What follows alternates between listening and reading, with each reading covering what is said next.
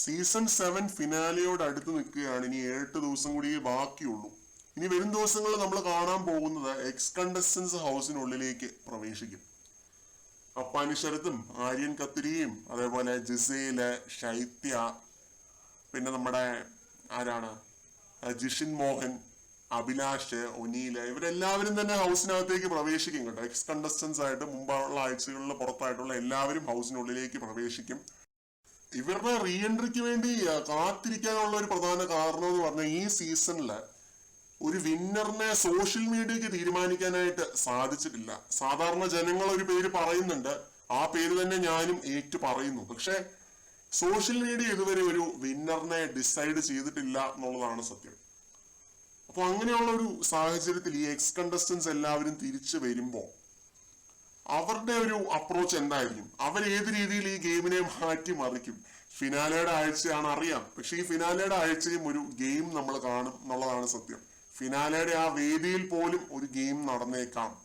Grand ഫിനാലയുടെ ആ നിമിഷം, winning മൊമെന്റിൽ പോലും ഒരു ഗെയിം അട്ടിമറി നടന്നേക്കാം. അപ്പൊ അതിലൊക്കെ ഒരു വലിയ പങ്ക് ഈ എക്സ് കണ്ടസ്റ്റൻസ് വഹിക്കുന്നുണ്ട്. ഇവരുടെ ഒരു പെരുമാറ്റം എന്തായിരിക്കും? ഇവർ ഏത് രീതിയിലായിരിക്കും അവിടെ ഉള്ള ഫൈനലിസ്റ്റുകളോട് പെരുമാറാൻ പോകുന്നത്? ആരെയൊക്കെ ഇവരെ സപ്പോർട്ട് ചെയ്യും? ആരുടെ കൂടെ ഒക്കെ ഇരുന്ന് സംസാരിക്കും? ഇവരുടെ മാറ്റങ്ങൾ എന്തൊക്കെയാണ്? എല്ലാം അറിയാനായിട്ട് വളരെയധികം കൗതുകമുണ്ട്. കാരണം ഈ സീസണിൽ ഭയങ്കര റൈവൽറീസ് നമ്മൾ കണ്ടിട്ടുള്ളതാണ്. ഇപ്പോൾ ജിസയിൽ അനുമോൾ പ്രശ്നങ്ങളാണേലും, അപ്പാനി അനീഷ് തമ്മിലുള്ള പ്രശ്നങ്ങള്, അപ്പാനി അനുമോൾ തമ്മിലുള്ള പ്രശ്നങ്ങള്, അതേപോലെ ജിസയിൽ അനീഷ് കോംബോ അത്യാവശ്യം പുറത്ത് ഹിറ്റായിരുന്നു. പിന്നെ ആരാണ് അഭിലാഷ് അനീഷിന് വേണ്ടി സംസാരിച്ചിട്ടുള്ള കേസ്, അത് പുറത്തിറങ്ങുന്നതിന് മുമ്പും സംസാരിച്ചിട്ടുള്ള കേസുകളൊക്കെ തന്നെയാണ്. പിന്നെ ഒനീലിന്റെ ഒരു മട്ടും ഭാവം എന്തായിരിക്കും? എല്ലാം കാണാൻ വളരെയധികം ആഗ്രഹമുണ്ട്. സ്ട്രോങ് കണ്ടസ്റ്റൻസ് ഉണ്ടായിരുന്ന ഒരു സീസൺ ആയിരുന്നു.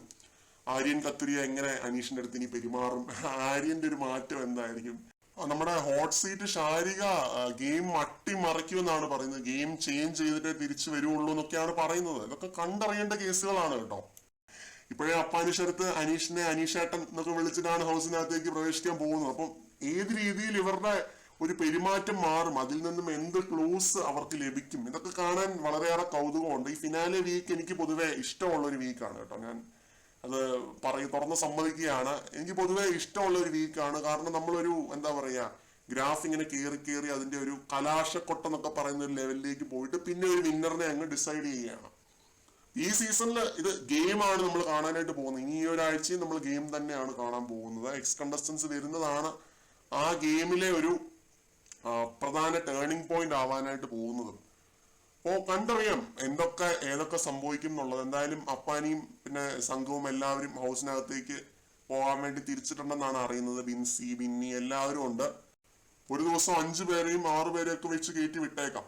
3 ദിവസങ്ങളിലായിട്ടായിരിക്കും ഇത് നടക്കുന്നതെന്ന് തോന്നുന്നു, അറിയില്ല. ഇതൊക്കെ വരുമ്പോഴേ നമുക്ക് കാണാം.